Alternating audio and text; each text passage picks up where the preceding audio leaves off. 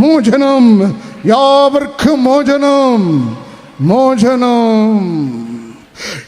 എൻ്റെ പ്രിയൻ വാനിൽ നിന്ന് എഴുന്നള്ളിടുന്നു,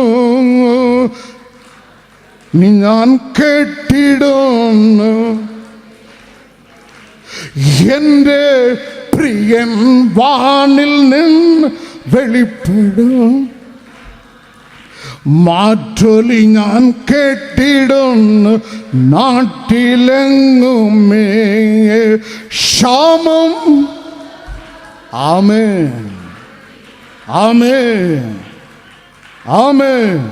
ക്ഷാമം, ഭൂകമ്പം, ആദിനാരംഭം വാഴും ടാവിൻ കൂടെ എപ്പോഴും തൻ കൃപയിൽ ആശ്രയിക്കും എല്ലാ നാളും ഞാൻ. ആൻഡ് ഫൈനലി അവസാനം സദൃശവാക്യം 15:29. യഹോവ ദുഷ്ടന്മാരോട് അകന്നിരിക്കുന്നു, നീതിമാന്മാരുടെ പ്രാർത്ഥനയോ ദൈവം കേൾക്കുന്നു. സന്തോഷമില്ലേ? അത് പറഞ്ഞാലും ദുഃഖം തന്നെയാണ്. എല്ലാ ആളുകളും ഹല്ലേലൂയ പറയാമോ? ശബ്ദം ഉയർത്തി.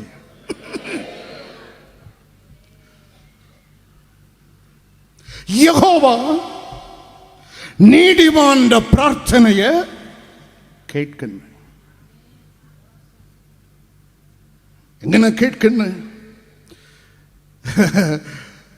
തൻ്റെ സ്നേഹിതൻ 2 ദിനവൃത്താന്തം 20:7, ഐശയ്യാ 41:8, യാക്കോബ് 2:23.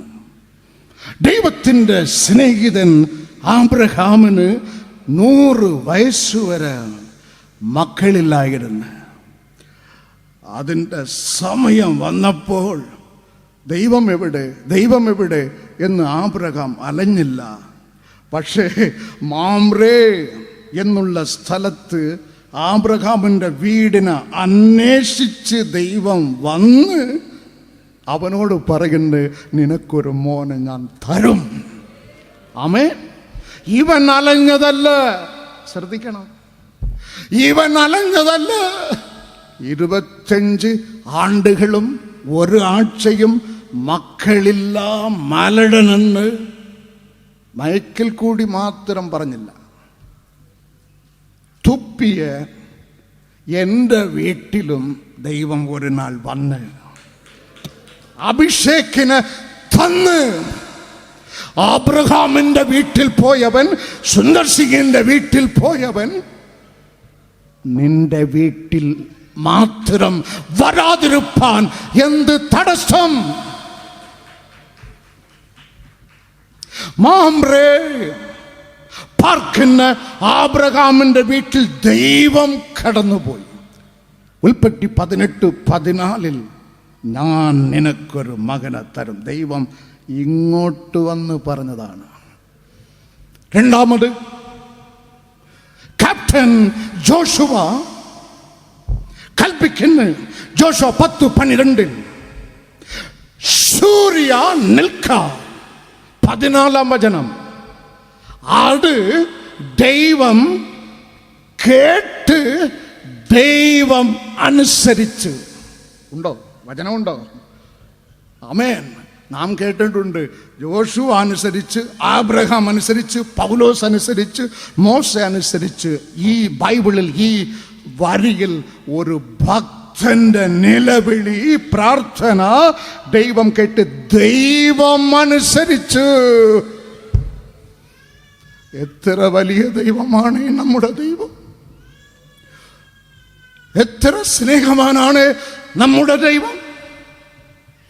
ഹന്നാ ചോദിച്ച്, ഒരു പുരുഷ സന്താനത്തെ തരണം. 1 സാമുവേൽ 1:11, 1 സാമുവേൽ 2:21 ദൈവം കൊടുത്തത് 3 പുരുഷ സന്താനം, 2 സ്ത്രീ സന്താനം.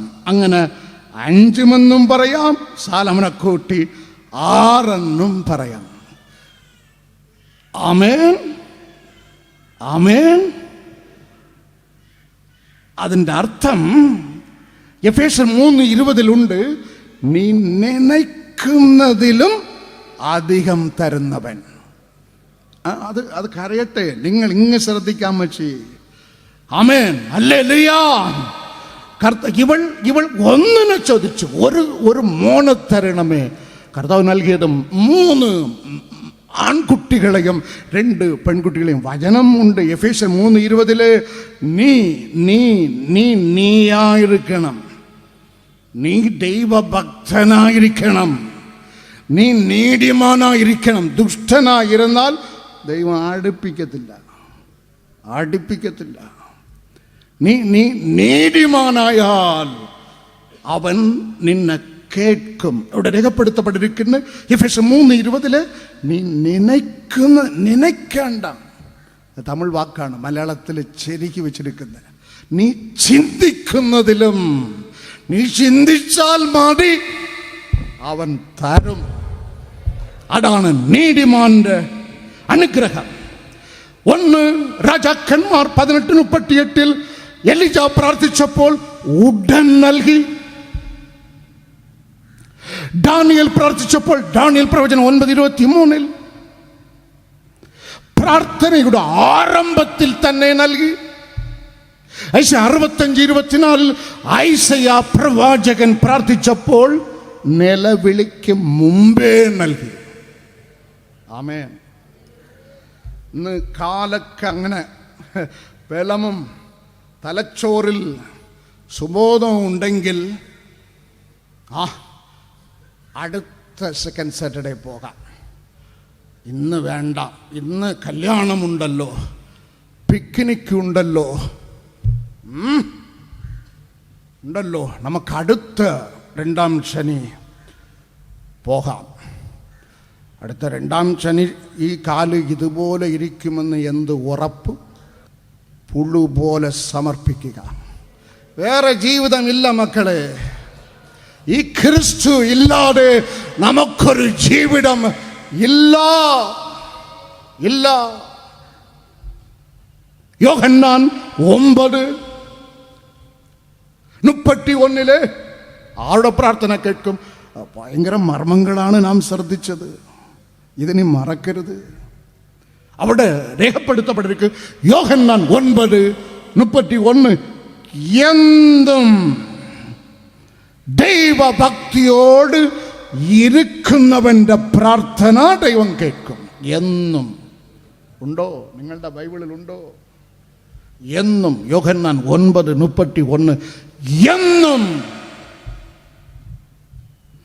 ഷഡ്ശബക്ക് 28:14 എപ്പോഴും ദൈവ ഭക്തിയോട് ഇരിക്കുന്ന മനുഷ്യൻ ഭാഗ്യവാൻ.